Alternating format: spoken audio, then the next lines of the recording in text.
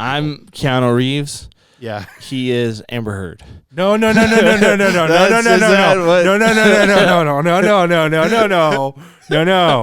gonna cut that.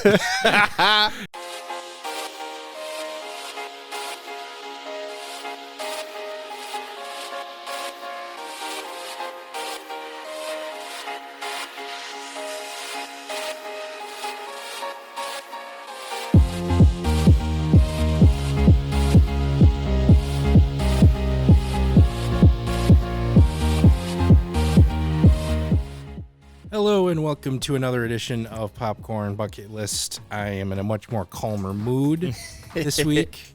I am Chill Nick. I like Chill Nick. Nick has returned. It's perfect. I'm gonna stay right in this chair. We're gonna talk movies. I'm gonna be chill the whole time.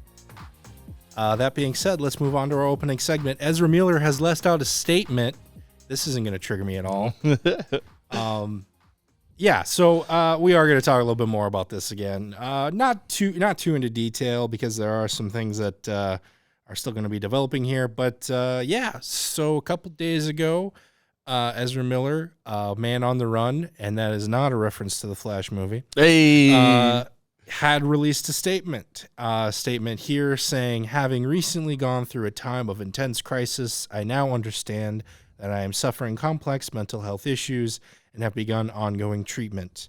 I want to apologize to everyone that I have alarmed and upset with my past behavior. I'm committed to doing the necessary work to get back to a healthy, safe, and productive stage in my life.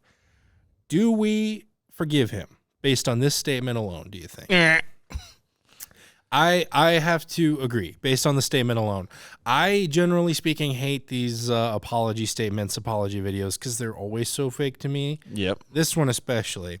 I am curious to see long-term what happens here. Yep. If he actually goes through some treatment, if he actually gets some help, if he pays for the crimes that he did commit, we will see long-term.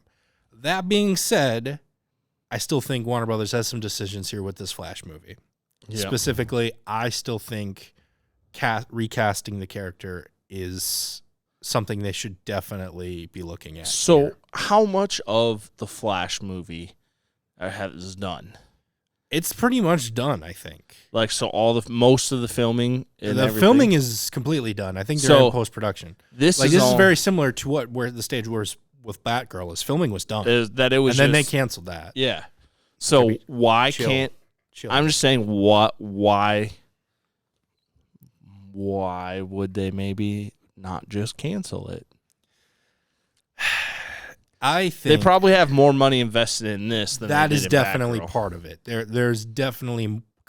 I'm just going to assume there's more visual effects involved in time traveling, universe jumping, multiple Flash movie than there was in Street Crime Batgirl. Yeah. I'm just assuming. I haven't seen the numbers. I'm just assuming. But yes, I think it's fair to say there is more invested in this.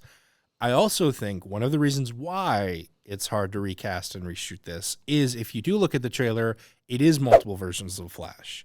You're not just doing one character in one scene. You have to bring them in and have them do 3 different versions of the scene. And then you have to reset it up and you have to have them do 3 different angles from this. So it is 3 times the work. That being said, I would much rather they put in 3 times the work than me having to see his face 3 times as much in these movies. So let's move on to what we're really going to be talking about here today, recasting the Flash. So you know what? Out of gratuitousness, I think I'm using that word right. I'm going to let you go first. Who did you pick? If you were in a higher up position in Warner Brothers, we had a chance to make some changes here. Boy, wouldn't that be nice? Who would you pick to recast the Flash? Money, no object. Perfect. I have kind of a different pick. Oh, I'm going with Caleb McLaughlin. So for the viewers out there, remind them what projects has this guy been a part of? He has been a main core member of Stranger Things. all of the cast, well, I should say most of the cast of Stranger Things have all gone on and done some solo project, or I shouldn't say solo projects. They're not a band, but they've you could call it solo projects. Yeah, they've done some things on their own, either whether it's a little bit in Godzilla or a couple horror movies. A lot of them have done separate things, but I haven't seen a whole lot of stuff from him, and I really liked him, especially in this past season. You got to see he's a little bit more grown up and becoming a young man. So I just think he would make an interesting, like when you brought that up, I thought about it. Nobody really popped in my head that would, I thought, be a different take. And I don't know the backstory, like with the comics, the other Flashes. I don't know a lot of them, but I saw a Stranger Things trailer or whatever popped on TV, and I was like, that would actually be kind of cool. And it just got my mind thinking a little bit, and it would just be a whole different take on that character. And I thought you might do a good job of it now that he's a little older. So, yeah. I am going I don't think as far off the path as you were. Mine's, I'm not going to lie, mine's pretty obscure. I don't think I've heard anyone yeah. talk about that. But I think when you look up a lot of people who were kind of saying, like, who should be recast for them, and, like, names that are being thrown out, everyone's kind of going for actors with black hair kind of thing, dark black hair, because that's what Ezra Miller was pulling here. And what did he have black hair in the comics? Like, no, was that and that's my point. Okay. He was more blonde hair in the comics. So I'm going with an actor that very much surprised me over this past summer. Blonde hair, Austin Butler, who just got done playing Elvis in Elvis. I think he's got the look.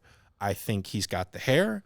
And he clearly has shown he's got some acting chops here. Yes. And I want to see him as the Scarlet Speedster moving through Central City. And he clearly has the leg strength, showing off the Elvis hips and everything too. So he can run on a treadmill in front of a green screen for a couple hours. I think he's up to it and everything. Yeah. I think he would be really good as a Barry Allen Flash here. Let's all go to the lobby to get ourselves a treat. Let's take a minute to talk about the Marshall 6 Theater here in Marshall, Minnesota. Summer movie season is slowing down, but there's still things to see at the theater. Plus, there's some rumors. Ooh, I don't know if I can reveal. There's been a little chatter about some special showings, maybe, especially here moving into the fall. So the main thing you want to do is you want to keep an eye on the website, keep an eye on the show times. Yep. Some movies that have left might come back. Some movies that have been around for all summer, just see how long they've been on there. Top Gun, I'm looking at you, basically hasn't left the theaters since it started, which is unprecedented. But like I said, I can't say for sure, but you're going to want to keep checking out the website for special show times, some special showings. Yep. Usually these are not in here for a very long time, so you're going to want to check it out. Yep. And some of these might be older films. Let's all go to the lobby to get ourselves a treat. Yep. Well, let's move on to the weekly preview, talk about what movies are coming out this weekend here. Coming up Thursday, October 18th on Shudder, the home for everything horror, Glorious. What would you be willing to do to save humanity? I'm not sure how much detail we can get into this movie. Yeah. This is a family show. At least we try to make it be. So we guys trapped in a West Side bathroom, kind of in the middle of nowhere. Yeah. I will grant them this. Usually when they do the middle of nowhere thing, it's like in a desert or everything. This is like in a forest. This isn't like, a little bit of change of scenery. And a deity of some sort, which occupies one of the bathroom stalls, voiced by J.K. Simmons, which is oddly enough not the weirdest part about this. He demands something out of the man to save lives. It doesn't really explain how it will save lives. No, just millions of lives. Yeah. That's what it says. I'm calling his bluff. He's just saying it. And I would say it's very, like I was telling you before, like this movie reminds me of the first Saw mixed with The Color of Outer Space. They're basically in the bathroom the whole time.